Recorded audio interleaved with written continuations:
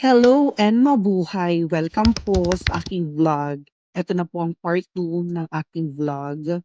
So naiyakyat na po namin ang mga gamit namin. Pagpasensyahan niyo na po kung hindi ko po na-video lahat dahil po pinagbabawal ng hotel na mag-video po kami ng ganito. So ayan, nag-start na po kaming mag-prepare ng mga gamit. Kasama po pala yung mga kating ko dyan. Si Ate Fatima, Ate Denden, Ate Cheryl, Ate Ami, at ang aking Yara. So ayan, start na tayong mag-balloon.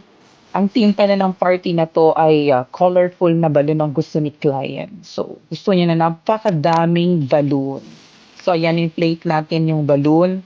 So mga nagtatanong po pala kung saan ako nag-work. Nag-work po ako sa isang events company dito sa Dubai. Dito po yan sa UAE. Mga 8 years na yata ako na nagtatrabaho sa company na to. Madali lang naman po mag-inflate ng balloon. Kailangan mo lang dyan ng big and small.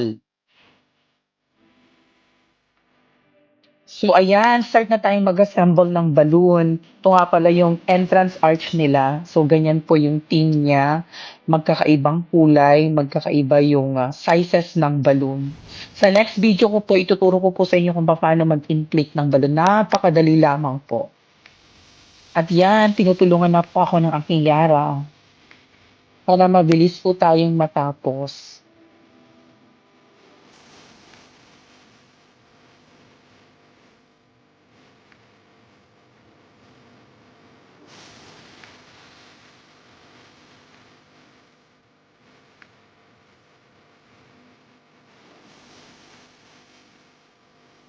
At yan po, gumagawa na po tayo ng garlands kasi kailangan niya ng garlands para sa kanyang cake table. Papakita ko po sa inyo mamaya kung paano natin ginagawa yan, paano natin ikakabit yan sa backdrop.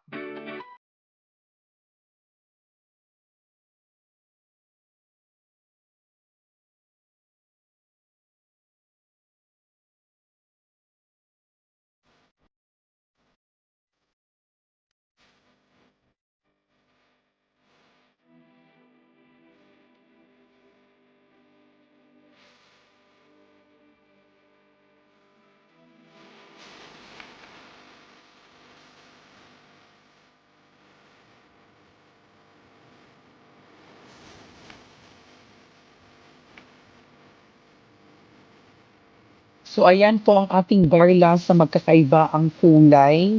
Gagamitin po natin yan sa cake table.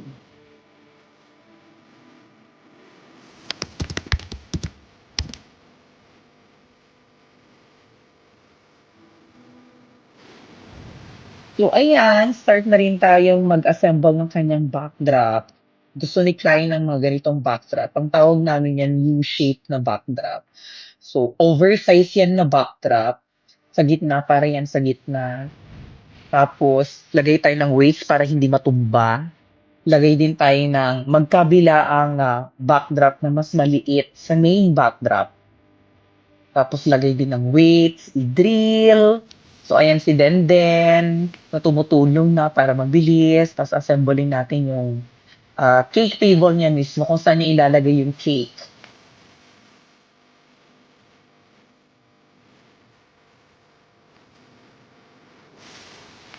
So ayan ang ating setup ng kanyang cake table.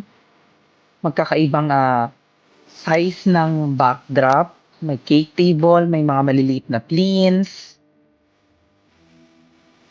So ayan, assembling na po natin ang ating garlands na balloon na ginawa natin kanina.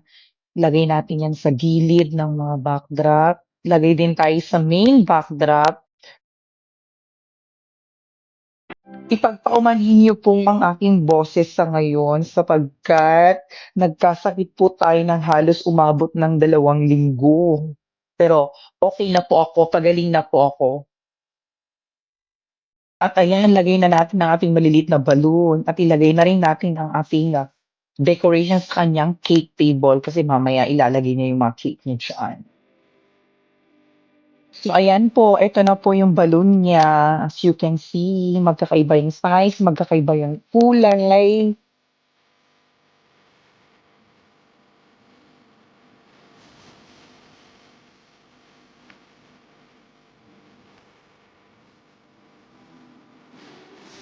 At yan din po, nilagay po natin ang ating mga abo-abubot na paglalagyan ng mamaya ng mga cake.